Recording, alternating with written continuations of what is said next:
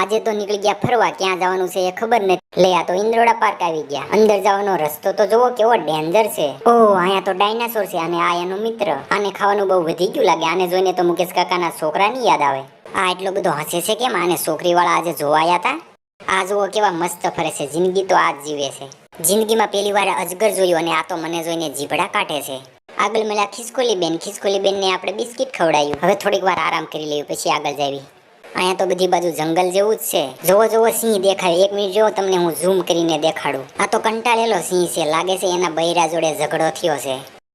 ખિસકોલી બેનને બિસ્કિટ ખવડાવી એ તો પાછળ જ આવે છે. હવે મારી પાસે બિસ્કિટ નથી, જેટલા હતા આપી દીધા. લે આ તો ફરી આવી. લાગે છે મારે આને ઘરે મૂકવા જવું પડશે. આ જગ્યા મસ્ત છે બેસવા માટે. હવે તો 1 કલાક આરામ કરીને પછી જ જવું છે. બતક કેવું મસ્ત નાવા પડ્યું છે. પાણીમાં ઉડે એવું બતક તો પહેલી વાર જોયું. આ બતક છે કે બીજું કંઈ ખબર નહીં હો. આ બ્રિજ સીધો આપણા ઘરે જાય છે અને હવે આપણે સીધું ઘરે જ જવાનું છે. Bye bye, Tata, good bye.